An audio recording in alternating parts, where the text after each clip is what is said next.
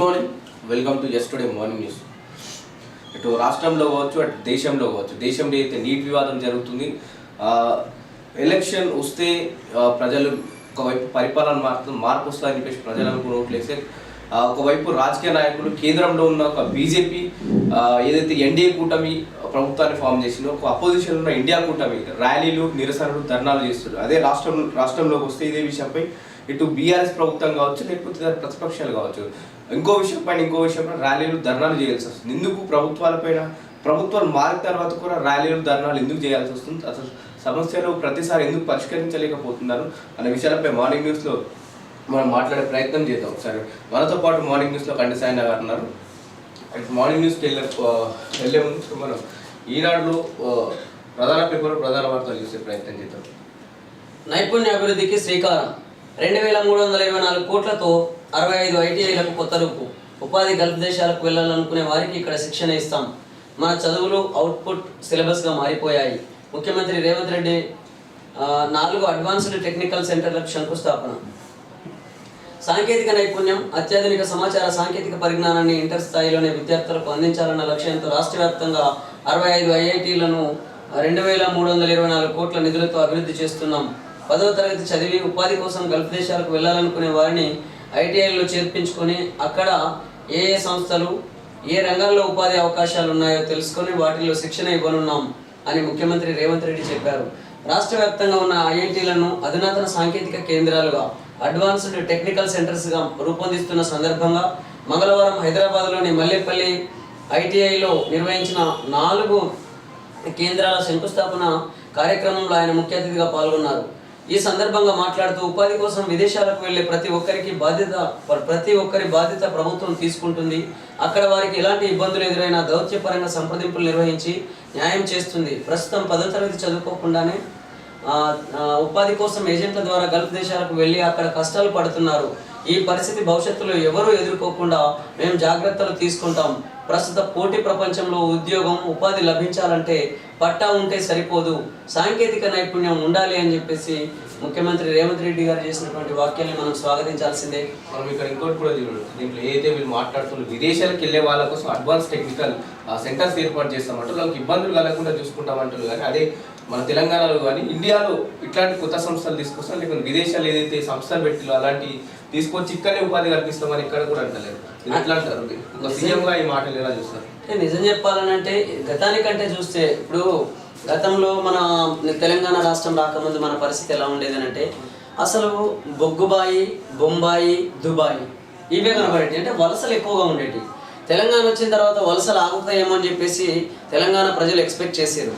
కానీ వలసలు ఆగడం సంగతి దేవుడెరుగు. కానీ వలసపోయినటువంటి కార్మికులకు రక్షణ లేకుండా పోయింది. దుబాయ్, విదేశాలలో ఎక్కడ చూసినా కానీ అనేక రకాలుగా చాలామంది మిస్సింగ్ కేసులు కావచ్చు, లేకపోతే అక్కడ జైళ్ళ పాలవ్వడం కావచ్చు, ఆర్థికంగా నష్టపోయి అనేక ఇబ్బందులు ఎదుర్కొన్నటువంటి యువకులు మన తెలంగాణ రాష్ట్రానికి సంబంధించిన వాళ్ళు చాలా మంది ఉన్నారు. అమెరికాలో చూడొచ్చు, అంతకుముందు తర్వాత రోజు కువైట్లో ప్రమాదం లాంటి సమస్యలు చూడొచ్చు. అందుకనే ఇలాంటి సమయాల్లో మన రాష్ట్ర ప్రభుత్వం ఒక నిర్ణయం తీసుకోవడం మంచిది. ఏంటంటే అక్కడ ఉన్నటువంటి గల్ఫ్ బాధితులు, అంటే గల్ఫ్ దేశాలకు ఎవరెవరు పోతున్నారు, అక్కడ ఏ రంగాల్లో ఉపాధి అవకాశాలు దొరుకుతున్నాయి, ఉద్యోగాలు లభిస్తున్నాయి, ఇవన్నిటిని పరిగణనలోకి తీసుకొని దానికి తగిన విధంగా మేము శిక్షణ ఇచ్చి మేము విదేశాలకు వెళ్ళే వారిని కాపాడుతాం, వాళ్ళకి రక్షణ కల్పిస్తాం, అక్కడ దౌత్యపరంగా ఎలాంటి సమస్యలు ఎదురైనా కానీ మేము చూస్తాము మేము అని చెప్పేసి ఇట్లాంటి భరోసాకరమైనటువంటి వార్తల్ని చూస్తే ఒక రకంగా సంతోషం అనిపిస్తుంది. కానీ రాష్ట్ర ప్రభుత్వం ఏం చేయాలి? ఇంతటితో సరిపోదు. మన రాష్ట్రంలో ఉన్నటువంటి యువత విదేశాలకు వెళ్తున్నారు అని అంటే అక్కడ మనకంటే ఎక్కువ ఉపాధి అవకాశాలు ఉన్నాయి కాబట్టి అక్కడికి వెళ్తున్నారు. అదే ఉపాధి అవకాశాలు కనుక మన రాష్ట్రంలో ఏర్పరచుకున్నట్లయితే ఖచ్చితంగా విదేశాలకు వలసలు పోవాల్సిన పరిస్థితి మన రాష్ట్ర యువతకు ఉండదు. కాబట్టి ఆ దిశగా కూడా రాష్ట్ర ప్రభుత్వం ఆలోచించాలని చెప్పేసి మేము విజ్ఞప్తి చేస్తున్నాం. టీచర్ల పదోన్నతుల ప్రక్రియను ఉపసంహరించుకోవాలి. హైకోర్టు స్పష్టీకరణ. సింగిల్ జడ్జి వద్ద వివాదం పెండింగ్లో ఉండగా ఎలా చేపడతారనే ప్రశ్న. పాఠశాలల విద్యాశాఖ కమిషనర్ శ్రీ దేవసేనపై ఆగ్రహం. ఉపాధ్యాయుల పదోన్నతులకు సంబంధించిన వివాదం సింగిల్ జడ్జి వద్ద పెండింగ్లో ఉండగా ఆ ప్రక్రియను ఎలా కొనసాగిస్తారంటూ ప్రభుత్వాన్ని హైకోర్టు మంగళవారం ప్రశ్నించింది. ఉపాధ్యాయ అర్హత పరీక్ష టెట్తో సంబంధం లేకుండా పదోన్నతులు కల్పించాలన్న సింగిల్ జడ్జి ఉత్తర్వులను డివిజన్ బెంచ్ రద్దు చేస్తూ వెనక్కి పంపిన విషయం తెలిసి ఎలా చేపడతారని కోర్టుకు హాజరైన పాఠశాల విద్యాశాఖ కమిషనర్ శ్రీ దేవసేన నిలదీసింది. ఒకవైపు ఏదైతే ఎక్స్పీరియన్స్ చూడాలా లేదంటే ఎగ్జామ్స్ రాసి ఆ పదోన్నతలు చేపడితే బాగుంటుందా ఒక టీచర్గా? అంటే రెండు ముఖ్యమే అవుతాయి. ఎందుకనంటే ఇటు ఎక్స్పీరియన్స్ కూడా ఇంపార్టెంటే, అలాగే ఎడ్యుకేషన్ కూడా ఇంపార్టెంటే. కాబట్టి రెండింటిని బ్యాలెన్స్ చేస్తూ చూసినప్పుడు మాత్రమే మనం అంటే విద్యా వ్యవస్థలో ఇంకా పూర్తి స్థాయిలో మార్పులు రావాల్సిన అవసరం ఉంది. మారుతున్న పరిస్థితులకు అనుగుణంగా రోజు రోజుకు అభివృద్ధి చెందుతున్నటువంటి ఏఐ ఆర్టిఫిషియల్ ఇంటెలిజెన్స్ని దృష్టిలో పెట్టుకొని ప్రపంచ దేశాల్లో ఉన్నటువంటి టెక్నాలజీస్ ఏంటి వాటి మీద అధ్యయనం చేసి అది మరి మన దేశ ప్రజలకు ఏ విధంగా ఉపయోగపడుతుంది, మన దేశ యువతకు ఏ విధంగా ఉపాధి అవకాశాలు కానీ ఉద్యోగ అవకాశాలు కానీ లేదా ఆర్థికంగా అభివృద్ధి చెందే విషయంలో కానీ ప్రపంచ దేశాలతో పోటీ పడాలి మన దేశం అంటే ఆ దేశంలో ఉన్నటువంటి టెక్నాలజీని అంతా కూడా అందిపుచ్చుకొని మనం ప్రపంచ దేశాలకి ధీటుగా మన యువతను అభివృద్ధి చేయాల్సినటువంటి అవసరం ఉన్నది విద్యాపరంగా. అంటే రెండు అవసరం అంటే కొత్తగా వచ్చే వారికి ఎగ్జామ్స్ అవసరం, అంతే పాత ఎక్స్పీరియన్స్ ఉన్న వారికి పదోన్నతులు అవసరం. ఎస్, కాబట్టి అటు ఎక్స్పీరియన్స్ను దృష్టిలో పెట్టుకోవాలి, అలాగే ఇక్కడ ఎగ్జామ్స్ను కూడా అంటే నాలెడ్జ్ని చదువుపరమైనటువంటి నాలెడ్జ్ని కూడా దృష్టిలో పెట్టుకోవాలి. రెండింటిని దృష్టిలో పెట్టుకొని ముందుకెళ్ళినప్పుడు మాత్రమే యువత కావాల్సిన విధంగా అభివృద్ధి చెందే అవకాశం ఉంటుంది. తప్పుల తడకగా పదోన్నతుల జాబితా ఉపాధ్యాయ వర్గాలు తీవ్ర గందరగోళం. చూడాలి ఏదైతే గవర్నమెంట్ అనుసంధానమైన చాలా సంఘాలు ఉన్నాయి ఆ సంఘాలు ఎటువంటి నిర్ణయాలు తీసుకుంటుందో కూడా చూడాలి మనం. శ్రావణపల్లి దక్కిన హైదరాబాద్లో తొలిసారి బొగ్గుగల్ల వేలం 21న లేదా ఆ తర్వాత ప్రారంభం పాల్గొనేందుకు సింగరేణి సంస్థ సన్నాహాలు. గతంలో ఏదైతే బొగ్గుగల్ల వేలం ఇతర రాష్ట్రాల్లో జరిగేది, ప్రస్తుతం ఏదైతే బొగ్గుగల్ల శాఖ మంత్రిగా కిషన్ రెడ్డి గారు నియమించగానే మన తెలంగాణ రాష్ట్రంకి ఇది తీసుకురావడం జరిగింది బొగ్గుగల్ల వేలాన్ని. బహిరంగ మార్కెట్ ధరలపై దృష్టి, స్థిరాస్తి సంస్థల బ్రోచర్లు, ప్రకటనల పరిశీలన, భూముల విలువ సవరణకు వేగంగా కార్యాచరణ అనే మార్పులు ఉండొచ్చు. నీటి నిర్వహణలో రవంత నిర్లక్ష్యం కనిపించిన కఠిన చర్యలు ఉండాలి. జాతీయ పరీక్షల మండలికి స్పష్టం చేసిన సుప్రీంకోర్టు. గ్రేస్ మార్కుల వివాదంపై విచారణ జూలై 8కి వాయిదా అనే వార్తను మనం చూసినట్లయితే నీటి నిర్వహణలో రవ్వంత నిర్లక్ష్యం ఉన్న కఠిన చర్యలు ఉండాలి అని చెప్పేసి అసలు ఆ నిర్లక్ష్యమే ఉండకుండా మనం ఎందుకు చేసుకోకూడదు? నిజంగా ఈ ఎగ్జామ్స్ నిర్వహిస్తున్నటువంటి సందర్భంగా కఠినమైనటువంటి ఆ నిర్ణయాలు తీసుకునే విధంగా ఈ ప్రభుత్వం కానీ ఈ పాలకులు కానీ ఈ ప్రభుత్వ అధికారులు కానీ ఆలోచించాలి. ఎందుకంటే దేశంలో ఈ దేశానికి భవిష్యత్తు మన యువత. అలాంటి యువతను తీర్చిదిద్దడంలో మనం చాలా విఫలమవుతున్నటువంటి పరిస్థితి కనబడుతుంది. కాబట్టి విద్యా వ్యవస్థలో మనం మొదటి నుంచి చెప్తున్నాం, విద్యా వ్యవస్థలో సమూలమైనటువంటి మార్పులు జరగాల్సిన అవసరం ఉన్నది. మారుతున్న పరిస్థితులకు అనుగుణంగా టెక్నాలజీని అందిపుచ్చుకొని అభివృద్ధి చెందే విధంగా మన దేశ యువతను తయారు చేయాల్సినటువంటి అవసరం ఉన్నది. కానీ ఇక్కడ యువతకు సర్టిఫికేట్లు ఉంటున్నాయి చేతుల్లో, చాలా రకాల సర్టిఫికేట్స్ మనం చూడొచ్చు. చాలామంది డిగ్రీలు, పీజీలు, పిహెచ్డీలు చేస్తున్నటువంటి విద్యార్థులలో కూడా వాళ్ళకు నాణ్యతాపరమైనటువంటి అంశాలు తీసుకున్నట్లయితే చాలా వెనుకబడుతున్నటువంటి పరిస్థితి ఉన్నది కొంతమంది విద్యార్థులలో. కాబట్టి దీంట్లో మార్పులు రాకపోతే మాత్రం పేరుకు మాత్రం పట్టాలు ఉంటాయి వాళ్ళ దగ్గర, కానీ స్కిల్ డెవలప్మెంట్ కానీ నైపుణ్యత ప్రమాణాలు కానీ చాలా తక్కువగా కనబడుతున్నటువంటి పరిస్థితి ఉన్నది. ఇక ఈ నీట్స్ అనేది చూసినట్టయితే ఇట్లాంటి నిర్లక్ష్యం వల్ల ఇక వాళ్ళు అసలు వాళ్ళ ఆలోచన ఎట్లుంటుంది, ఏదైనా డబ్బుతో సాధ్యమవుతుంది. 1596 మంది 1563 మంది మళ్ళీ రీ ఎగ్జామ్ కండక్ట్ చేయాల్సి వస్తుంది, మళ్ళీ ఎగ్జామ్ రాయాల్సి వస్తుంది చూడండి. కాబట్టి ఇలాంటి నిర్లక్ష్యం వల్ల చాలా మంది యువత యొక్క భవిష్యత్తు చాలా ఇబ్బందులకు గురవుతున్నటువంటి పరిస్థితి ఉంది. కానీ నిజంగా రాను రాను చదువు అని అంటే ఒకప్పుడు చదువుకోవడం అనేది ఉండేది, కానీ ఇప్పుడు చదువును కొనడం అనే పరిస్థితి వచ్చింది. అలాంటి పరిస్థితి పోవాలి అని అంటే విద్యా వ్యవస్థలో సమూలమైన మార్పులు తీసుకొచ్చేసి మౌలికమైనటువంటి వసతులు కల్పిస్తూ అదేవిధంగా నాణ్యమైనటువంటి విద్యను యువతరానికి అందించినప్పుడు మాత్రం ఇది అభివృద్ధి చెందే అవకాశం ఉంటుంది విద్యాపరంగా అని చెప్పేసి అనేక మంది మేధావులు అంటున్నారు. చరిత్ర సృష్టించిన ప్రజల తీర్పు. వారణాసి పర్యటనలో ప్రధాని మోదీ రైతులకు 20,000 కోట్ల కిసాన్ సమ్మాన్ నిధులు విడుదల. గంగామాత తనను దత్తత తీసుకుందని వాకి అయితే వారణాసి నుంచి మోదీ గారు గెలిచిన వెంటనే అక్కడ రైతులకు 20,000 కోట్లు తన రైతు కిసాన్ సమ్మాన్ నిధుల నుంచి అందించడం జరిగింది. చదరపు అడుగులకు 30,000 ఖర్చు. ఋషికొండపై నిర్మాణాలకు అతి భారీ వ్యాయామం. స్టార్ హోటల్ పేరుతో నిర్మాణం ప్రారంభం. పర్యాటకులకు ఒక్క రూమ్ లేకుండానే భవనాలు. స్టార్ హోటళ్లలో కోటితో హంగుల గది. 450 కోట్లకు రావాల్సిన రూములు 450, కానీ ఋషికొండలో కట్టినవి 12 బెడ్రూమ్లు. అయితే గతంలో వైఎస్ జగన్ గారు సీఎం ఉన్నప్పుడు ఈ వివాదం ఋషికొండ తొలగిస్తూ అక్కడ ఉన్న అత్యంత విలువైన బంగ్లా కట్టడం జరిగింది. ఇప్పుడు ప్రభుత్వం మారింది కాబట్టి కాస్త వివాదాల్లో చిక్కుకున్నది. తప్పు జరిగితే ఒప్పుకోండి, 0.001% నిర్లక్ష్యం ఉన్న కఠిన చర్యలు అవసరం. మోసగాడు వైద్యుడైతే సమాజానికి హానికరం. నీట్ కేసులో ఎన్టీఏ కేంద్రంపై సుప్రీంకోర్టు వ్యాఖ్య అనే వార్తను మనం చూడొచ్చు. నిజంగా తప్పు జరిగితే ఒప్పుకోండి, 0.001% నిర్లక్ష్యం ఉన్నా కానీ కఠిన చర్యలు అవసరం అని చెప్పేసి సుప్రీంకోర్టు తేల్చి చెప్తుంది. ఎందుకనంటే మోసగాడు వైద్యుడైతే సమాజానికి హానికరం అని చెప్పేసి పేపర్ లీక్ ఎవరైతే లీక్ అయిన పేపర్ ఎవరు తీసుకున్న వాళ్ళు ఉంటారో ముందే చెప్పేసి బాగుంటది. లేకపోతే ఏంటంటే వైద్యుడు కనుక మోసగాడైతే సమాజానికి హానికరం అని చెప్పేసి ఇక్కడ సుప్రీంకోర్టు చేసినటువంటి వాక్యాలను చూస్తే నిజంగా వాస్తవంగా అదే కదా. ప్రాణం పోయాల్సినటువంటి వైద్యుడు అంటే ఒక దేవుడి తర్వాత దేవుడిగా భావించేటటువంటి వైద్యుడే మోసగాడైతే ఈ సమాజానికి ఎంత నష్టం జరుగుతుందో మనం ఇక్కడ ఆలోచించవచ్చు. అదే విషయాన్ని సుప్రీంకోర్టు చెప్పడం జరిగింది. సబ్జెక్ట్ వెళ్ళకుండా డైరెక్ట్ ఏదైతే వాళ్ళు తీసుకున్న ఉద్యోగాలకు కానీ వాళ్ళ బాధ్యతలకు దిగితే చాలా ఇబ్బంది పడుతుంది. అంతే కదా. ఎన్టీఏలో సంస్కరణలు పరీక్షల వివాదాల నేపథ్యంలో నిర్ణయం సూచనలకు ఉన్నత స్థాయి కమిటీ కోర్టు తీర్పు ఆధారంగా నీట్ పరిష్కారం. కేంద్ర ఉన్నతాధికారి వెల్లడి. 24 లక్షల మంది విద్యార్థుల భవిష్యత్తు గందరగోళం. నీట్లో అవినీతికి అరెస్టులే రుజువు. ఆయన మోదీ మౌనం. రాహుల్ నీట్ను రద్దు చేసి మళ్లీ నిర్వహించాలి. విద్యార్థి యువజన సంఘాల డిమాండ్. స్టూడెంట్ మార్చ్ పేరిట హైదరాబాద్లో ర్యాలీ. చూడొచ్చు ఇది నిజంగా నీట్ ఇష్యూ ఇంతవరకు ఇంకా ముందుకెళ్తారు, ఇంతవరకు వీటిని పరిష్కరిస్తారనే విషయం కూడా మనం చూడాలి. రోడ్డు ప్రమాద బాధితులకు 1 లక్ష చికిత్స ఫ్రీ. ప్రైవేటు ఆసుపత్రుల్లో ఉచితంగా వైద్యం. వైద్య ఆరోగ్య శాఖలో సంస్కరణలకు ప్రభుత్వం కసరత్తు. ప్రైవేట్ ఆసుపత్రులు, మందుల నాణ్యత, హోటళ్లు, రెస్టారెంట్లపై టాస్క్ ఫోర్సులు. 15 రోజుల్లో తనిఖీలు మొదలు. త్వరలో బదిలీలు. 3 డైరెక్టరేట్ పోస్టుల మంజూరు. ఆచార్యులు, అధ్యాపకుల మూల వేతనం పెంపు. సిబ్బందికి టెన్షన్గా వేతనం.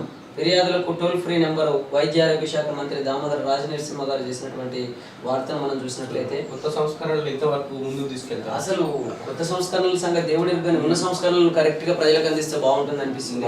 ఎందుకనంటే ఇంతకుముందు ఆరోగ్యశ్రీ అనేది ఉండేది, 108 అనేది ఉండేది. ప్రమాదం ఎక్కడ జరిగినా కానీ 108 అనే వాహనం ఇమ్మీడియట్ గా పోయి సేవ్ చేసి అంటే అక్కడి నుంచి లిఫ్ట్ చేసి ఆసుపత్రులకు చేర్చేటటువంటి పరిస్థితి ఉండేది.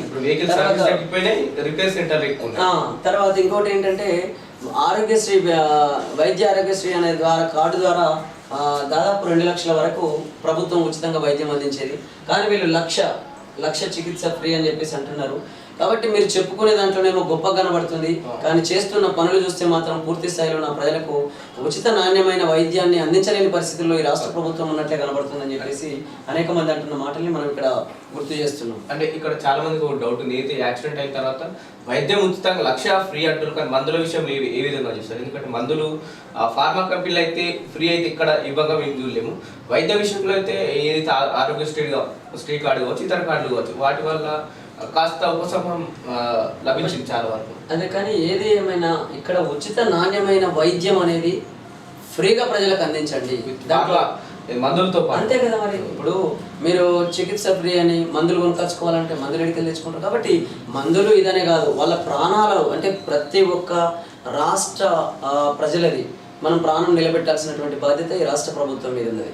అదేవిధంగా దేశంలో ఉన్న ప్రతి ఒక్క భారతీయుడి ప్రాణాన్ని నిలబెట్టుకోవాల్సిన బాధ్యత ఈ కేంద్ర ప్రభుత్వం మీద ఉన్నది. కాబట్టి ఆ దిశగా మీరు అడుగులు వేయండి, అంతేగాని మేము 1 లక్ష ఫ్రీ ఇస్తాం లేకుంటే ఇట్లా అట్లా అని చెప్పి ఇవన్నీ పక్కన పెట్టండి. ఒకవేళ మీకు చేత కాకపోతే అక్కడ ఉన్న సమస్యలు ఏంటో ప్రజలకు చెప్పండి.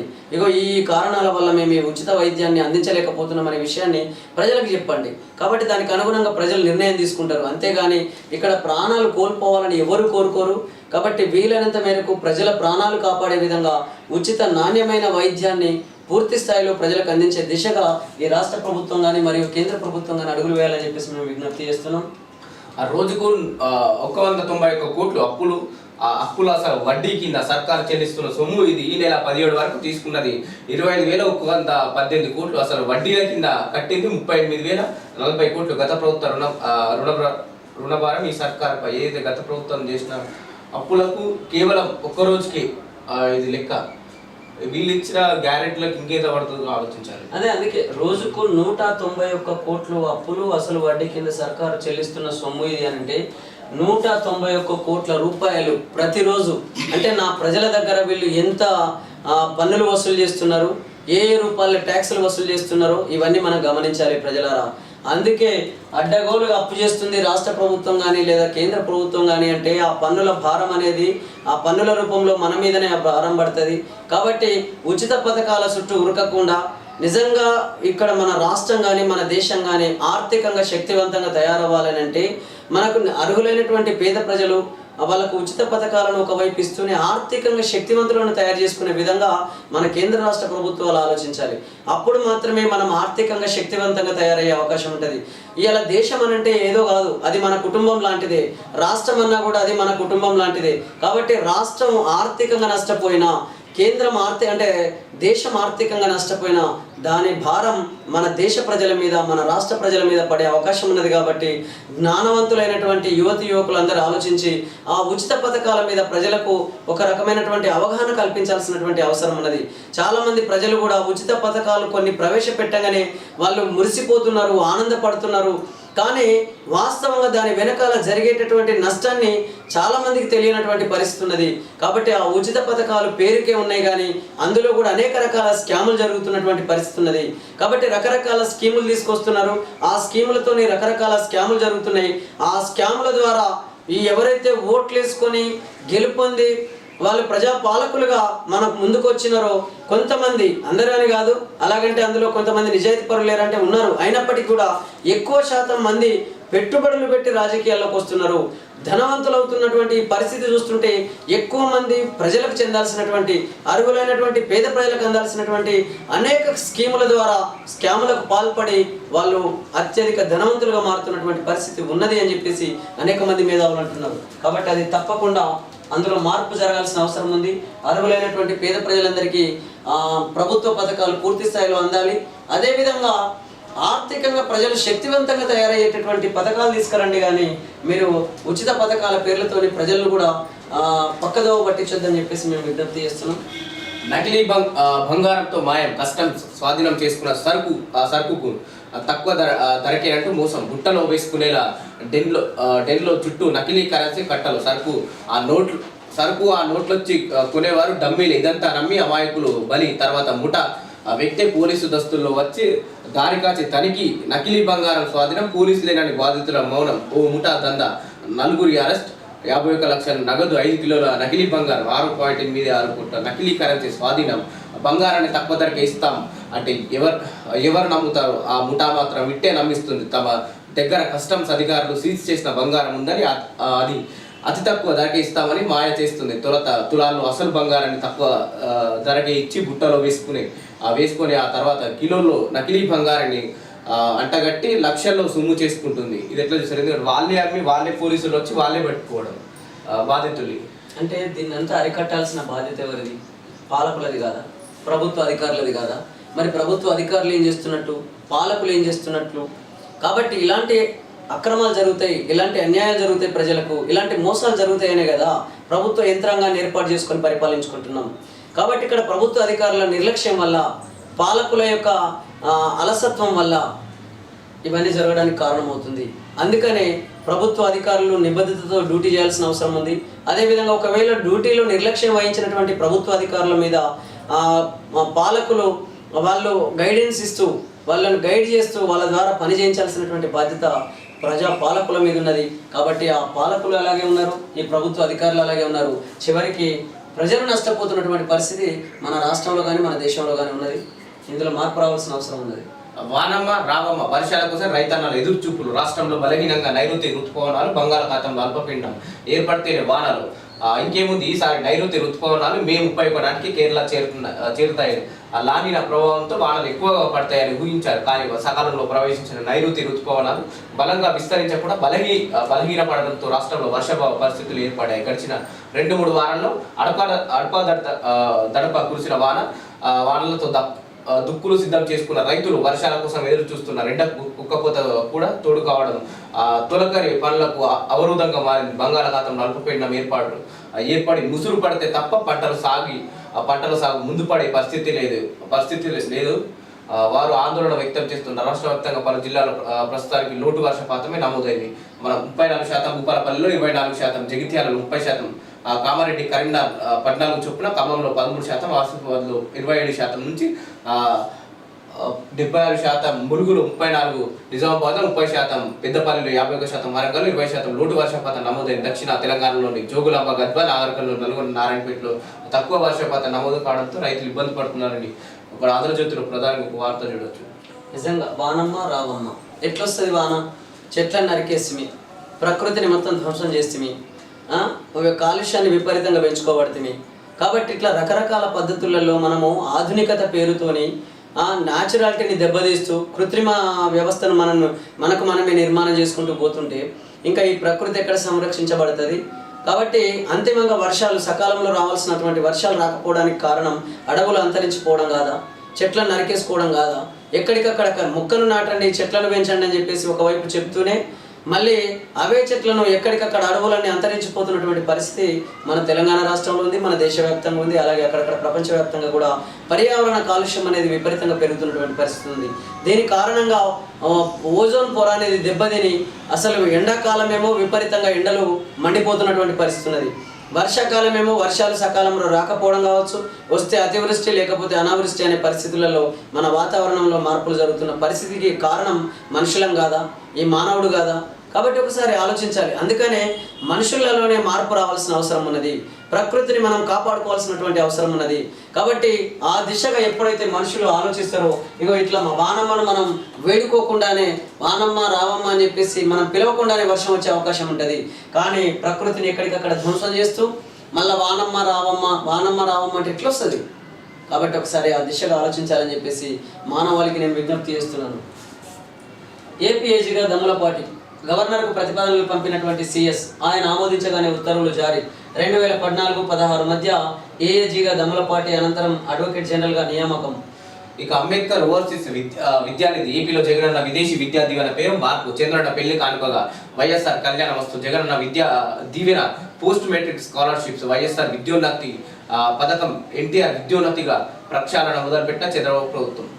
పెట్టారు ఇక చంద్రబాబు అయితేనేమో ఎన్టీఆర్ విద్యోన్నతిగా మారుస్తాడు, ఈ యొక్క వైఎస్ఆర్ జగన్మోహన్ రెడ్డి వస్తేనేమో వైఎస్ఆర్ విద్యోన్నతిగా మార్చుకోరు. ఎవరు వచ్చినా కానీ మీ పేర్లు మీ వారసత్వాలకు మీ కుటుంబాల పేర్లు మీ వారసత్వ నాయకుల పేర్లు పెట్టుకుంటా పోరు. ఇక మిగతా బీసీల పేర్లు వద్దు, ఎస్సీల పేర్లు వద్దు, ఎస్టీల పేర్లు వద్దు. వాళ్ళు వేసే ఓట్లు కావాలి, వాళ్ళు కట్టే పన్నులు కావాలి, వాళ్ళు చేసే డ్యూటీలు కావాలి.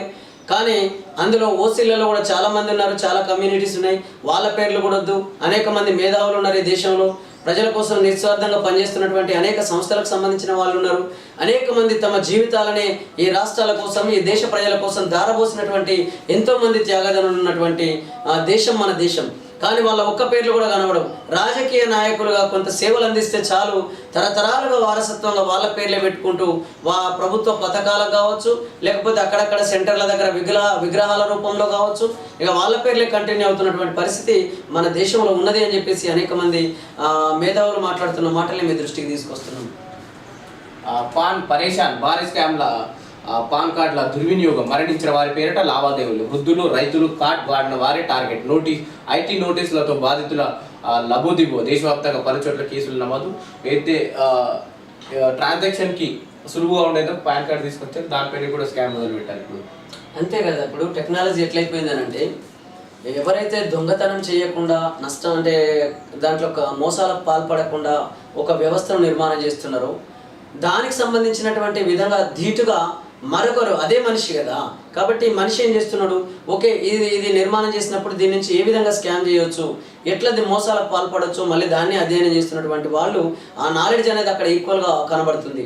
కాబట్టి ఒకవైపు మోసాలు జరగవద్దు, అన్యాయం జరగవద్దు, అట్లాంటి జాగ్రత్తల కోసం పాన్ పరేషాన్ అనేది వార్తను చూసినట్లయితే నిజంగా అసలు ఏది తీసుకున్నా కానీ అక్కడ మోసము, అన్యాయము, అక్రమాలు జరగడానికి గల కారణం ఏంటంటే మనిషి ఆలోచనలో మార్పు రాకపోవడం, మనిషి యొక్క ఆలోచన హ్యుమానిటీ తగ్గిపోవడం, రోజు రోజుకు మానవత్వం అనేది తగ్గిపోయి మానవ సంబంధాలని కనుమరుగైపోయి మనీ సంబంధాలే మన ముందు కనబడుతున్నటువంటి పరిస్థితి ఉన్నది.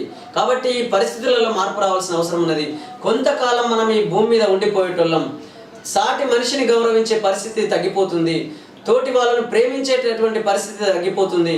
ఎంతకు మా ఇంటికి వస్తే ఏం తెస్తారు, మీ ఇంటికి వస్తే ఏమి ఇస్తారు అనే పద్ధతిలోనే మానవ సంబంధాలన్నీ మనీ సంబంధాలుగా మారిపోతున్నటువంటి పరిస్థితి ఉన్నది. కాబట్టి మానవత్వాన్ని పెంపొందించే విధంగా ప్రాథమిక విద్యాభ్యాసం నుంచే మనం ఆ విద్యలోనే మార్పులు తీసుకొచ్చి మానవత్వాన్ని పెంపొందించే విధంగా తయారు చేసినప్పుడు మాత్రమే ఈ స్కీములు, ఈ స్కాములు, ఈ మోసాలు, ఈ అక్రమాలు, అన్యాయాలన్నీ ఆగే అవకాశం ఉన్నది తప్ప మీరు ఏ శాస్త్ర సాంకేతిక పరిజ్ఞానం ఎంత పెంపొందించినా, ఎంత దాన్ని మనము అందిపుచ్చుకున్నా కూడా నీ శాస్త్రము సాంకేతిక ఏది కూడా ఈ అక్రమాలను ఆపలేదని చెప్పేసి నేను విజ్ఞప్తి చేస్తున్నాను. సో మనం దిశలో ప్రధాన వార్తలు చేసే ప్రయత్నం చేద్దాం.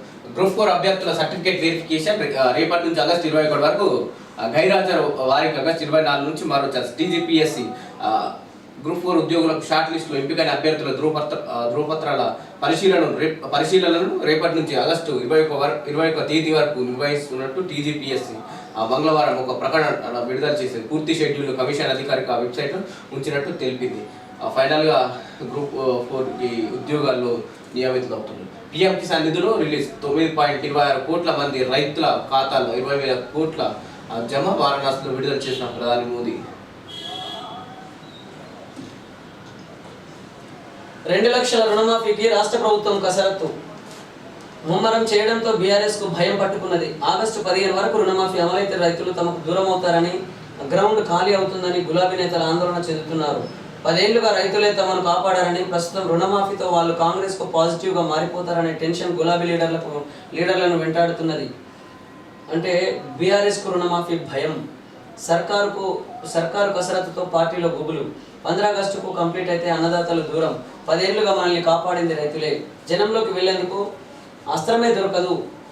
గులాబీ లీడర్లలో పెరుగుతున్న గుబులు, గ్రామాల్లో గ్రౌండ్ ఖాళీ అవుతుందేమోననే టెన్షన్, రైతులు కాంగ్రెస్కు పాజిటివ్గా మారతారనే ఆందోళన, ఇప్పటికే హరీష్ రేవంత్ మధ్య సవాళ్ళు, రుణమాఫీ లక్ష్యం ఆకాంక్షలపై ఫీడ్బ్యాక్ అనేటటువంటి వార్తను మనం చూసినట్లయితే నిజంగా సర్కారు కసరత్తుతో పార్టీలో గుబులు, 15 ఆగస్టు కంప్లీట్ అయితే అన్నదాతలు దూరం, ఇవన్నీ ఉత్తముచ్చట్లు అనిపిస్తుంది. ఎందుకంటే బీఆర్ఎస్కు రుణమాఫీ భయం అని అంటే బీఆర్ఎస్కి ఎందుకు భయం పడుతుంది అంటే రైతులకు మేలు చేస్తే కాంగ్రెస్ దిక్కు పోతారేమో, బీఆర్ఎస్కు నష్టం జరుగుతుందేమో అంటే మరి మీ పరిపాలన ఎట్లున్నట్లు ఇప్పుడు అంటే రైతాంగాన్ని ఎంత నష్టపెడితే ఈ పార్టీలకు అంత లాభం జరుగుతుందా, అంటే రైతాంగం ఎంత నష్టపోతే మీ పార్టీలకు అంత మేలు జరుగుతుందా?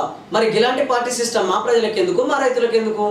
కాబట్టి మీరు మాట్లాడాల్సింది ఇవి కాదు. నా ప్రజలు ఏ విధంగా ఆర్థికంగా శక్తివంతులు అవుతారు, ఏ విధంగా వాళ్ళకు కల్తీ విత్తనాలు లేకుండా చేయగలుగుతారో ఆలోచించండి. కల్తీ విత్తనాలు, కల్తీ ఎరువులు, కల్తీ పురుగు మందులు మార్కెట్లో విచ్చలవిడిగా మార్కెట్లో దొరుకుతుంటే మీరు అవిటిని అరికట్టకుండా నా రైతాంగాన్ని అప్పుల పాలు కాకుండా ఎట్లా కాపాడగలుగుతామో ఆలోచించకుండా మీరు ఈ పార్టీకి భయం పుట్టుకుంది, ఆ పార్టీకి భయం, మీరు అన్నీ కూడా చేస్తున్న రాజకీయాలన్నీ కూడా ప్రజాస్వామ్యబద్ధంగా రాజకీయాలు చేస్తున్నట్టు కనబడతలేదు. మీ పార్టీల గెలిపే లక్ష్యంగా మీరు రాజకీయాలు చేస్తున్నట్టు కనపడుతున్నది. కాబట్టి ఇప్పటికీ దేశానికి స్వతంత్రం వచ్చి 75 సంవత్సరాలు గడిచిపోయినా నా రాష్ట్రంలో కానీ నా దేశంలో కానీ రైతాంగం ఎక్కడ అభివృద్ధి చెందినటువంటి పరిస్థితి కనబడతలేదు. ఇంకా పోగా రోజు రోజుకు ధనిక రైతేమో మధ్యతరగతి రైతు అవుతున్నాడు, మధ్యతరగతి రైతేమో పేద రైతుగా మారిపోతున్నటువంటి పరిస్థితి ఉన్నది. ఇక పేద రైతులు ఆయన ఉన్న భూములు అమ్ముకొని వ్యవసాయ కూలీలుగా మారుతున్నటువంటి పరిస్థితి ఈ దేశంలో, ఈ రాష్ట్రంలో కనబడుతున్నది. అంటే దీనికి ప్రధాన కారణం ఈ పరిపాలనలో ఉన్నటువంటి అనేక లోపాల కారణంగానే ఈ పరిస్థితులు ఎదురవుతున్నాయని చెప్పేసి అనేక మంది మేధావులు మాట్లాడుతున్నారు.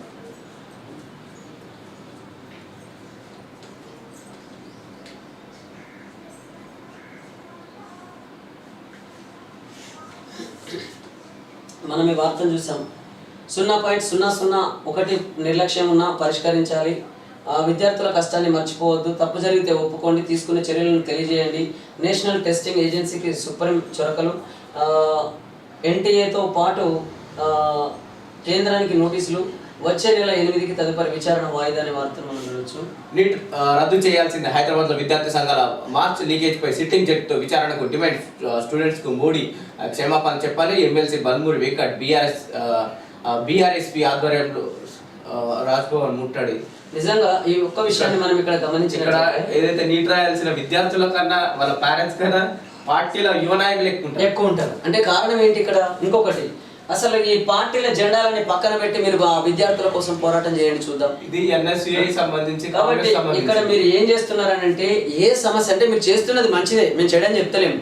కానీ ఇక్కడ ప్రయోజనం విద్యార్థుల సమస్యలను పరిష్కరించడంలో ఉన్నటువంటి చిత్తశుద్ధి, మీరు ఆ విద్యార్థుల సమస్యను అడ్డం పెట్టుకొని మీ పార్టీ ప్రజల్లోకి తీసుకెళ్లాలనే దాని మీదనే మీకు ఎక్కువ ఫోకస్ ఉన్నట్టు, మీరు ఎక్కువ దాని మీదనే ఫోకస్ చేస్తున్నట్టు కనబడుతుందని చెప్పేసి అనేక మంది మేధావులు అంటున్నారు. అంటే ఈ పార్టీ ఆ పార్టీ అని కాదు, ఏ పార్టీ అధికారంలోకి వచ్చినా కానీ అపోజిషన్లో ఉన్నటువంటి పార్టీలన్నీ కూడా ఏదైతే విద్యార్థుల సమస్యలు ఉన్నాయో ఆ విద్యార్థుల సమస్యలను అడ్డం పెట్టుకొని మీ పార్టీ బలపరుచుకోవాలనే ఉద్దేశమే కనబడుతుంది తప్ప నిజంగా నిజాయితీగా నా విద్యార్థుల సమస్యల మీద పోరాడుతున్నటువంటి పార్టీలు చాలా తక్కువగా ఉన్నాయి. అందుకే అంటారు కదా, మాయమైపోతున్నాడమ్మా మనిషి అన్నవాడు, మచ్చుకైనా లేడు చూడు మానవత్వం ఉన్నవాడు. అంటే నూటికో కోటికో ఎక్కడ ఉంటే ఉండొచ్చు కానీ కంటికి కనరాడన్నట్లు ఆ పాట ఇక్కడ కనబడుతుంది. అంటే ఆ పాటలో ఉన్న అర్థం కానీ అవన్నీ మనం తీసుకున్నట్లయితే ఇక్కడ అది కళ్ళకు కట్టినట్టు కనబడుతుంది. మీ పార్టీల మీ పార్టీల ఎదుగుదల మీద, మీ పార్టీని ప్రజల్లోకి తీసుకెళ్లడంలో ఉన్నటువంటి చిత్తశుద్ధి ఇవాళ నా విద్యార్థుల సమస్యలను పరిష్కరించడంపై లేదు అని చెప్పేసి అనేక మంది మాట్లాడుతున్న మాటల్ని మీ దృష్టికి తీసుకొస్తున్నాం. ఇది అన్ని పార్టీలకు వర్తిస్తుంది, ఇది ఏ ఒక్క పార్టీకి కాదు అనే విషయాన్ని కూడా మీకు గుర్తు చేస్తున్నాం. పాత కాపులకు టీడీపీ గాలం, ఘర్ వాపసీ కోసం ప్రయత్నాలు షురు. కొంతమందికి మంగళగిరి నుంచి ఫోన్లు, మర్యాదపూర్వకంగా మరికొందరు భేటీ, మళ్ళీ తెలుగుదేశం పార్టీలో చేరడంపై చర్చలు. తెలంగాణలో పార్టీ బలోపేతంపై అధినేత ఫోకస్, ఎన్టీఆర్ భవన్కు పూర్వ వైభవం అనే వార్తను మనం చూడొచ్చు. ఏపీలో అధికారం చేపట్టిన టీడీపీ తెలంగాణలో పార్టీ పునర్నిర్మాణంపై దృష్టి సారించింది. టీడీపీ నుంచి ఇతర పార్టీలోకి వెళ్ళిన నేతలను తిరిగి సొంత గూటికి తీసుకొచ్చేందుకు ప్లాన్ చేస్తున్నది. ఇప్పటికే మంగళగిరి నుంచి కొందరు నేతలకు ఫోన్లు చేస్తున్నట్టు సమాచారం. మరికొంతమంది పార్టీ పెద్దలు మర్యాదపూర్వకంగా భేటీ అయినట్టు తెలిసింది. ఏ పార్టీ అయినా సరే పాత కాపులకు టీడీపీ గాలం అనేటటువంటి వార్తలు చూసినట్లయితే మీ పార్టీ అధ్యక్ష పదవి ఆ కాపులకు ఇవ్వండి, ఎందుకు రారో చూద్దాం. మీరు వద్దన్న ఊరికి వస్తారు. మల్లారెడ్డి ఏదైతే పెద్ద న్యూస్ వచ్చింది, మల్లారెడ్డి టీడీపీ తెలంగాణ అధ్యక్షుడుగా వెళ్తున్నాడు అని చెప్పేసి న్యూస్ వచ్చింది. కాబట్టి ఇవన్నీ చూస్తే ఏంటి అంటే, ఎటు పెట్టి పార్టీ అధ్యక్ష పదవులన్నీ, అత్యున్నత పదవులన్నీ మీ దగ్గరలో పెట్టుకొని కేవలం మీ కింద అంటే మా తెలంగాణ భాషలో మన తెలంగాణ మాండలికాలలో మాట్లాడినట్లయితే జీతగాళ్ళుగానేమో మా కింది స్థాయి నేతలు ఉంటున్నారు, ఇక పై స్థాయి ఉన్న వాళ్ళందరేమో రాజులుగా చెలామణి అవుతున్నటువంటి పరిస్థితి ఉన్నది.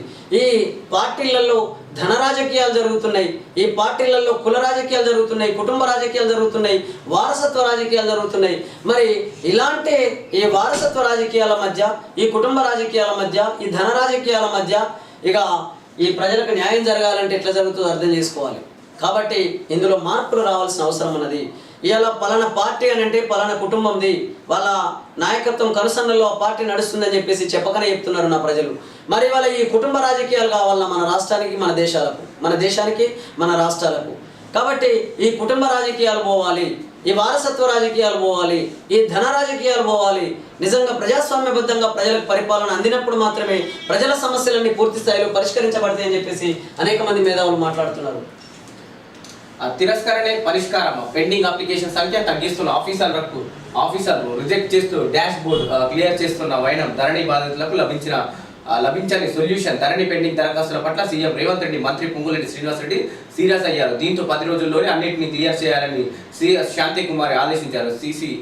LA Naveen Mittal video conference పెట్టి ఆఫీసర్లకు సూచనలు ఇచ్చారు. దీంతో రెవెన్యూ అధికారులు ఇప్పుడు డాష్ బోర్డు క్లియర్ చేసే పనిలో పడ్డారు. సెలవు రోజుల్లోనూ తహసీల్దార్, ఆర్డీఓ, కలెక్టర్ కార్యాలయాల్లో కూర్చొని పనిచేస్తున్నారు. పెండింగ్ దరఖాస్తులను రిజెక్ట్ చేస్తూ వాటి సంఖ్య తగ్గిస్తున్నారు. జిల్లాల వారీగా రిపోర్ట్లు సమర్పించాక ఏదైతే పరిష్కరించాల్సిన భూమి వివాదాలు కావచ్చు, లేకపోతే రిజిస్ట్రేషన్ పనులు కావచ్చు, చాలా వరకు రిజెక్ట్ చేస్తూ ప్రభుత్వం ఏదైతే అధికారులకు కానీ ప్రభుత్వాలకు చూపెట్టుకోతారు వాళ్ళు నంబర్స్ తగ్గిస్తున్నారు, అంటే అప్లికేషన్ నంబర్స్. అదే అయితే ఇప్పుడు ఏమవుతుంది, వాళ్ళు రిజెక్ట్ చేస్తే మళ్ళీ వీళ్ళు అప్లికేషన్ పెట్టుకోవాలి. మళ్ళీ ఏదైతే ఈ డేట్ మళ్ళీ కొత్తగా వచ్చినాయి పైన చెప్పుకోండి అంతే. అంటే పాత ఏమో తిరస్కరిస్తారు, వాటి మీద పోనీ ఇది ఎందుకు తిరస్కరణకు గురైంది, ఎందుకు తిరస్కరించాల్సి వచ్చిందో ఏముంటది ఆ ఇన్ఫర్మేషన్ కూడా నా రైతులకు ఉండదు, నా ప్రజలకు ఉండదు, పేపర్ పైన ఉండదు, వాళ్ళు చెప్పారు. అది అందుకని దయచేసి రాష్ట్ర ప్రభుత్వం ఒకటి గమనించాలి. మీ ఆఫీసుల చుట్టూ నా రైతాంగం, నా పేద ప్రజలు తిరగలేని పరిస్థితుల్లో ఉన్నటువంటి వాళ్ళు అనేక మంది ఉన్నారు మన రాష్ట్రంలో. కాబట్టి మీరు మళ్ళీ అప్లికేషన్ల చుట్టూ, మళ్ళీ ప్రభుత్వ ఆఫీసుల చుట్టూ తిప్పుకోకుండా వాళ్ళు పెట్టుకున్నటువంటి అప్లికేషన్లను సకాలంలో మీరు స్పందించి అవసరమైతే ఎవరి మధ్య అయితే ఈ భూ సమస్య ఉందో వాళ్ళిద్దరిని పిలిపించి ఆ సమస్యకు సంబంధించినటువంటి పూర్తి సమాచారాన్ని సేకరించి తద్వారా ఆ సమస్యను పరిష్కరించే విధంగా ప్రయత్నం చేయాలని చెప్పేసి ప్రభుత్వ అధికారులకు పాలకులకు విజ్ఞప్తి చేస్తున్నాం. లేకపోతే మీ ప్రభుత్వ ఆఫీసుల చుట్టూ నిరంతరంగా నా పేద ప్రజలు తిప్పించుకున్నట్లయితే ఈ పేదవాళ్ళు వాళ్ళ సొంత పనులు చేసుకోలేక, అటు వ్యవసాయ పనులు చేయలేక, అలాగే ఇంకా ఇతర పనులు చేసుకోలేక, తమ ఉద్యోగాలు చేసుకోలేక అనేక ఇబ్బందులు ఎదుర్కొంటున్నటువంటి పరిస్థితి ఇప్పటికే ఉన్నది. ఇక ముందు కూడా మీరు అలాంటి పరిస్థితి తీసుకురావద్దని చెప్పేసి రాష్ట్ర ప్రభుత్వానికి విజ్ఞప్తి చేస్తున్నాం. గోల్డ్ గ్యాంగ్ గోల్మాల్ నలుగురిని అరెస్ట్ చేసిన రాచకొండ పోలీసులు. సగం ధరకే బంగారం అంటూ సినిమా స్టైల్లో అమాయకులకు టోకర, కస్టమర్లను నమ్మించేందుకు ఏకంగా 6.40 కోట్లు ఫేక్ కరెన్సీ. ఆ గ్యాంగ్ లో ఒక వ్యక్తి సుడో పోలీస్ అవతారం, 20 లక్షల మోసపోయిన బోడుపల్లికి చెందిన వ్యాపారి అంటూ ఇందాక వాదన చేశాం. వీళ్ళు మోసపోయేటోళ్ళు కూడా నిజంగా అర్థం కాదు. అరే ఉట్టిగా డబ్బులు ఎవరికి వస్తాయి? నిజంగానే ఉట్టిగానే డబ్బులు అంతగానం బంగారము డబ్బులు ఉట్టిగా వస్తాయని అనుకుంటే వాళ్ళు నిరంతరంగా కష్టపడి అనేక మంది పిల్లలు చదువుకుంటారు స్కూళ్ళల్లో, హాస్టళ్లలో, లేదా కాలేజీలలో, యూనివర్సిటీలలో. నిరంతరంగా వారు కళ్ళల్లో ఒత్తులు పెట్టుకొని వాళ్ళు చదువుతూనే ఉంటారు. నిరంతరంగా చదివి వాళ్ళ ఉద్యోగాల కోసం, వాళ్ళ స్కిల్ డెవలప్మెంట్ కోసం, లేదా వాళ్ళ ఉపాధి అవకాశాల కోసం వాళ్ళు కళ్ళల్లో కాయలు కాసేలాగా ఎదురు చూస్తున్నటువంటి పరిస్థితి మన రాష్ట్రంలో అనేక మంది ఉంటుంది. కానీ కొంతమంది ఆ ఉట్టిగానే డబ్బులు వస్తాయనగానే ఆ స్కీమ్లో అది అట్లాంటి వాటి వలలో పడి చిక్కుకొని నష్టపోతున్నటువంటి పరిస్థితి ఎక్కువగా కనబడుతుంది. కాబట్టి ఉట్టిగా డబ్బులు ఎవరికి రావు. దయచేసి మీరు ఎవరు మోసపోకండి. కష్టపడకుండా ఏది రాదు. కష్టాన్ని నమ్ముకోండి, ఖచ్చితంగా సక్సెస్ అవుతారు. ఇది నా అనుభవపూర్వకంగా చెప్తున్నాను. ఇంకా అనేక మంది మేధావులు మాట్లాడుతున్న మాటలే మీ దృష్టికి తీసుకొస్తున్నాం. కాబట్టి కష్టాన్ని మీరు నమ్ముకోండి, ఖచ్చితంగా సక్సెస్ అవుతారు. కానీ ఊరకే డబ్బు కానీ, లేదా దొంగ బంగారం కానీ, లేదా నకిలీ నోట్లు కానీ ఇలాంటివి మేము చేస్తాము అని అంటే మాత్రం ఖచ్చితంగా కటకటాల్లోకి వెళ్లాల్సిందే. మన దేశంలో, మన రాష్ట్రంలో పెట్టినటువంటి సెంట్రల్ జైలు, స్టేట్ జైలు, జిల్లా జైలు అన్ని కూడా వీటి కోసమే నిర్మాణం చేసుకున్నాం. కాబట్టి తప్పు జరగకుండా, మోసాలు జరగకుండా, అన్యాయాలు అక్రమాలకు తావు లేకుండా మనమందరం కలిసిమెలిసి బ్రతకాల్సినటువంటి అవసరం ఉన్నది. దానికోసం ప్రతి ఒక్క యువకులందరూ కూడా షార్ట్ కట్ రూట్లలో డబ్బులు సంపాదిస్తాం, ఇట్లా పోతే అత్తయ్య, అట్లా పోతే అత్తయ్య అని చెప్పేసి దొంగ బంగారాల చుట్టూ లేకుంటే నకిలీ కరెన్సీ చుట్టూ తిరిగినట్లయితే మీరు, మీ కుటుంబాలు, మీ జీవితాలన్నీ కూడా చాలా ఇబ్బందులకు గురయ్యే అవకాశం ఉన్నదని చెప్పేసి మేము విజ్ఞప్తి చేస్తున్నాం.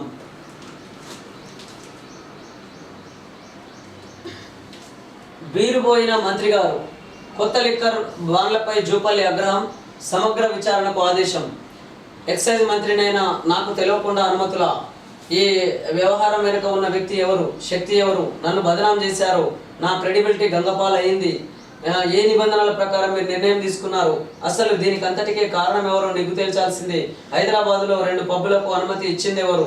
ఓ మద్యం షాపుకు కొత్తగా పర్మిషన్ ఎట్లు ఇచ్చిండ్రు? తక్షణమే విచారణ జరిపి నివేదిక ఇవ్వండి. మంత్రి. ఎక్సైజ్ కమిషనర్ బ్యావరేజెస్ కార్పొరేషన్ జీఎంకు ఆదేశం. ఆబ్కారీ భవన్లో 4 గంటల పాటు అధికారులతో సమీక్ష. తెలంగాణలో కొత్త లిక్కర్ బ్రాండ్ల అనుమతి వ్యవహారం రేవంత్ సర్కారులో చిక్కుకు కారణమవుతున్నదా? అసలు కొత్త బ్రాండ్లను తెస్తున్న సంగతి ఎక్సైజ్ మంత్రి సీనియర్ నాయకుడైన జూపల్లి కృష్ణారావుకు తెలియదా? ఆయన్ను డార్క్లో ఉంచి వేరే వ్యక్తో శక్తో అసలు కథ నడిపించారా? కొత్త మద్యం బ్రాండ్ల వ్యవహారంతో తన ప్రతిష్టకు భంగం వాటిల్లిందని మంత్రి జూపల్లి ఆవేదన చెందుతున్నారా? మంత్రినైన తనను బైపాస్ చేసి నిర్ణయాలు తీసుకోవడం ద్వారా బద్నాం చేస్తున్నారని భావిస్తున్నారా? మంగళవారం ఎక్సైజ్ శాఖపై మంత్రి కృష్ణారావు 4 గంటల పాటు సుదీర్ఘ సమీక్ష జరిపిన తర్వాత విడుదలైన ప్రెస్ నోట్ చూస్తే ఈ అనుమానాలే కలుగుతున్నాయని అంటున్నారని రాజకీయ పరిశీలకులు అంటున్నారనేటువంటి వార్తను చూసినట్లయితే బీరిపోయినటువంటి మంత్రి అంటే బీరు వల్ల బీరిపోయింది అన్నమాట. సో కాబట్టి ఏది ఏమైనా ఇక్కడ మనం చూస్తూనే ఉన్నాం. అంటే కొత్త బ్రాండ్లు వచ్చినా కూడా దాంట్లో అయితే పాత బ్రాండ్లకు అనుగుణంగా తీసుకొస్తారా, లేకుంటే మళ్ళీ కొత్త సవరణలతో తీసుకొస్తారా, లేకుంటే మళ్ళీ గతంలో జరిగిన లిక్కర్ స్కామ్ లాంటిది ఎక్కపోతారా, లేకుంటే ఈ కొత్త వచ్చిన మద్యంలో తాగి ఆరోగ్యాలు ఏమైనా దెబ్బతింటాయనే విషయాలు కూడా పరిశీలించారు. అదే కదా బీరును వాళ్ళు అంటే టెస్ట్ చేసిరా, నాణ్యత ప్రమాణాలు ఎలా ఉన్నాయి, దానివల్ల లివర్ ప్రాబ్లమ్స్ ఏమైనా వస్తాయా, లేదా ప్రజల ఆరోగ్యాలు ఎంత మేరకు దెబ్బతినే అవకాశం ఉంది, ఎంతవరకు మద్యం సేవిస్తే సేఫ్గా ఉంటారు, దానికంటే పర్సంటేజ్ ఎంతవరకు, ఇవన్నిటిని కూడా పరిగణనలోకి తీసుకొని దాన్ని మార్కెట్లోకి తీసుకొచ్చే పరిస్థితి ఉంటుంది. కానీ ఇక్కడ చూసినట్లయితే చాలా మంత్రికే తెలియకుండా చాలా వరకు ఏమైతుందంటే అయితే కొత్త బ్రాండ్ వాళ్ళు ఆ కంపెనీ వాళ్ళు డిపార్ట్మెంట్ కావచ్చు, ఏదైతే ఎక్సైజ్ డిపార్ట్మెంట్ కావచ్చు డబ్బులు ఇవ్వడంతో, లేదంటే కొన్ని డబ్బులు ఇచ్చి ఎక్కువ డబ్బులు ఇవ్వడం, సర్కార్కి సరైన పేమెంట్ ట్యాక్స్ రూపంలో కట్టకపోవడం వల్ల స్కామ్లు బయటపడుతున్నాయి, నకిలీ వాళ్ళు ఎక్కువ బయటకు వస్తుంది. దీని అన్నిటికీ కారణం ఏంటంటే ప్రభుత్వంలో ఉన్నటువంటి నిర్లక్ష్యం వల్లనే ఇవి జరుగుతున్నాయి. ప్రభుత్వ అధికారులు సక్రమంగా పనిచేయకపోవడం కావచ్చు, పాలకులు వాళ్ళ ద్వారా సక్రమంగా పనిచేయించకపోవడం వల్ల కావచ్చు, మొత్తం మీద అయితే కల్తీ మందు అనేది మార్కెట్లో విచ్చలవిడిగా దొరుకుతున్నటువంటి పరిస్థితి ఉంది. అది దానివల్ల అనేక మంది ప్రజలు నష్టపోతున్నటువంటి పరిస్థితి ఉంది. ఇక అదేవిధంగా ఈ కొత్త బ్రాండ్లు వస్తున్నాయి కానీ సంబంధిత ఎక్సైజ్ శాఖ మంత్రికే తెలియనటువంటి పరిస్థితి ఉన్నదని చెప్పేసి వార్తలు చూస్తుంటే ఇక మరి మన పరిపాలన ఏ రీతిలో కొనసాగుతుందో ఆలోచించవచ్చు అని చెప్పేసి కూడా అంటే తెలియదు. అంటే నాటు సార్ అమ్ముతున్నట్టే సీసా బ్రాండ్ అంతే, మళ్ళీ నాటుసారలా ఉంది అంతే. ఇంకా నయం, అసలు నా చిన్నతనంలో నాటుసార విషయానికి వస్తే ఇప్ప పువ్వు ఉండేది. స్వచ్ఛమైన ఇప్ప పువ్వుతోని సారా బట్టి పెట్టి ఆనాడు అనేక మంది ప్రజలు వ్యవసాయ పనులు చేస్తూ లేదా రకరకాల వృత్తి పనులు చేసుకుంటూ అందులో అలసిపోయి అలసట తీర్చుకోవడం కోసం ఆ ఇప్ప పువ్వుతోని దొరికినటువంటి స్వచ్ఛమైన ప్రకృతి సహజంగా దొరికిన ఇప్ప పువ్వుని తీసుకొచ్చుకొని సారా పెట్టుకొని కొంచెం తీసుకునే వాళ్ళు, అట్లా రిలాక్స్ అయ్యేవాళ్ళు. కానీ ఇవాళ ప్రతిదీ అంతా కెమికల్ అయిపోయి అసలు ఏది ఎంత నష్టం జరుగుతుంది ఏం తెలియకుండా ముందు మందుకు బానిసలవుతున్నటువంటి పరిస్థితి ఉన్నది. మత్తుకు అలవాటు పడిపోయి చిన్నప్పటి నుంచే పిల్లలకు కూడా వీళ్ళు తాగుతుంటే ఆ పిల్లలు కూడా వీళ్ళని గమనిస్తున్నారు. మా తండ్రి తాగిండు, మేము తాగితే తప్పేముందనే కాడికి వస్తుంది. చివరికి కొన్ని ప్రాంతాలలో అయితే మొత్తం కుటుంబ సమేతంగా కూడా మందుకు బానిసలవుతున్నటువంటి పరిస్థితి కనబడుతుంది. నిజంగా అది ఇట్లా పోకపోతే చాలా స్కిల్ డెవలప్మెంట్ తగ్గుతుంది, వాళ్ళ కుటుంబాలు కూడా రోడ్డున పడే పరిస్థితి ఉంటుంది. కాబట్టి ఆలోచించండి, మత్తుకు దూరంగా ఉండండి అని చెప్పేసి మేము విజ్ఞప్తి చేస్తున్నాం. మంత్రుల బైపాస్ అధికారుల పోస్టింగ్లోనూ అదే తీరు. మంత్రుల జాబితాలు బుట్టదాఖలు, సొంత జిల్లాలోని అధికారుల మార్పులు, జీవోలను చూసి అవక్కవుతున్న మంత్రులు. ఇటీవల ప్రభుత్వం భారీ సంఖ్యలో కలెక్టర్లను బదిలీ చేసింది. ఈ బదిలీలను చూసి దక్షిణ తెలంగాణకు చెందిన ఓ మంత్రి అవాక్కయ్యారట. తాను చెప్పిన వ్యక్తి పేరు కాకుండా కొత్త పేరు కనిపించడంతో ఇదేలా జరిగిందని రసగుసలాడుతున్నారు. మరో మంత్రికైనా సొంత జిల్లా కలెక్టర్ను మారుస్తున్న విషయమే తెలియదని సమాచారం. ఐఏఎస్లు మాత్రమే కాదు, మండల స్థాయి నుంచి ఐఏఎస్ అధికారుల వరకు ఇదే వంతు తమకు ఫలానా అధికారులు కావాలని ఇక్కడ ఉన్న మంత్రులు కావచ్చు ఏదైతే వాళ్ళ అనుమతులు ప్రభుత్వానికి చెప్పడం జరుగుతుంది. ఎందుకంటే వాళ్ళకి తగినట్టు పనులు చేసుకోలేకపోతే వీళ్ళు అడిగిన పర్మిషన్స్ వాళ్ళు ఇవ్వడం. అదే అందుకని మొత్తం మీద అయితే పరిపాలన వ్యవస్థలో చాలా లోపాలు ఉన్నాయి. కాబట్టి వాళ్ళకు తగిన మంత్రి, ఇప్పుడు మాకు పలానా ప్రభుత్వ అధికారి కావాలి ట్రాన్స్ఫర్ అని చెప్పేసి వాళ్ళు అనుకుంటే ఆయన ప్లేస్లో ఇంకో కొత్త ఆయన వచ్చిండు అని అంటే తను చెప్పినటువంటి మాటను బేఖాతరు చేయడానికి గల కారణాలేంటి, మరి ఇంకా వాళ్ళు ఎందుకు కోరుకున్న మనుషులనే పెట్టుకుంటున్నారు, వాళ్ళు ఏ విధంగా పరిపాలించాలనుకుంటున్నారో ఇవన్నిటిని కూడా మనం పరిశీలించినట్లయితే పరిపాలన వ్యవస్థలో చాలా లోపాలు కనబడుతున్నాయి.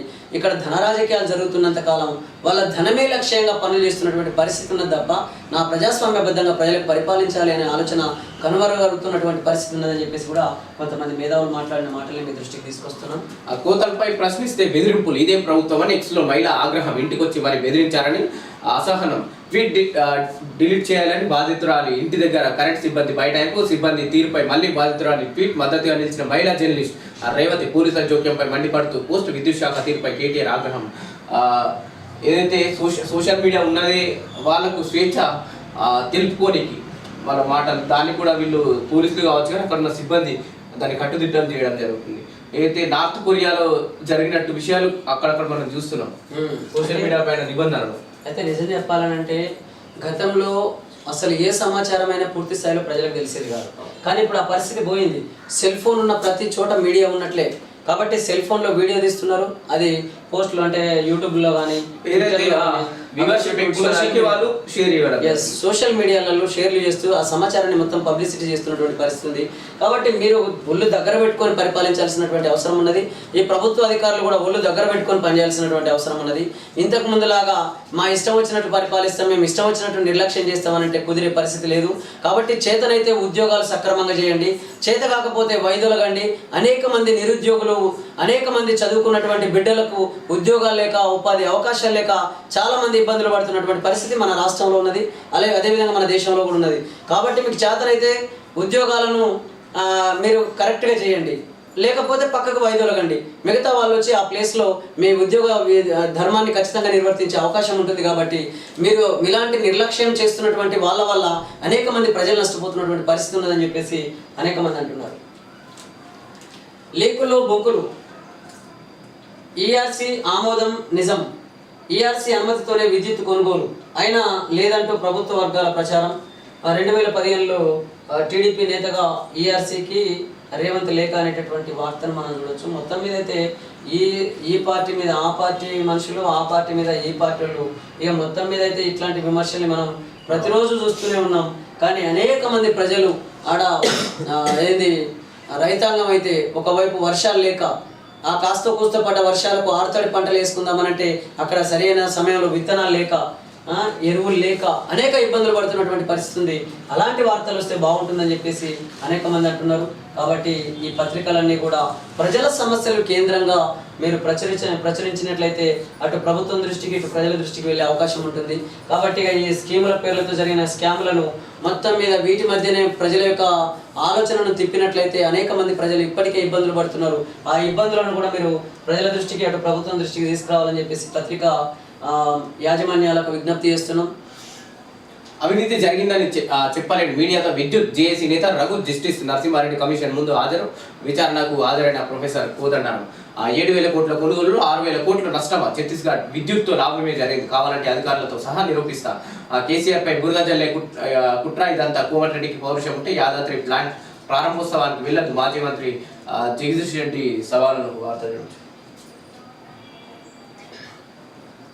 లేకు వార్తలు, జోకుడు పేపర్లు, ప్రభుత్వ వాట్సాప్ సందేశమే కొన్ని పత్రికలకు బ్యానర్, ధృవీకరించేకునేది లేదు, వాస్తవాలు చూసేది లేదు, వండి మార్చిన అబద్ధాలే పతాక శీర్షికల్లో ప్రత్యక్షం, ప్లాంటెడ్ న్యూస్కి వేదికగా మారిన తెలుగు జర్నలిజం, సర్కారీ ప్రాపకం కోసం పనంగా విశ్వసనీయత, ఏ వార్త ఎక్కడ పెట్టాలో దిశ చూపుతున్న వైనం.